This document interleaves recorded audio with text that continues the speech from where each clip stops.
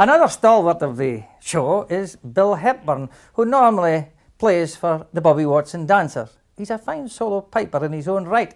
And here he is outside Delgary Castle, starting off his set with the March of the Cameron Men. That's to be followed by Craig Brown, Hot Punch and Colonel Robertson, which you'll probably recognise as the Massacre of Glencoe.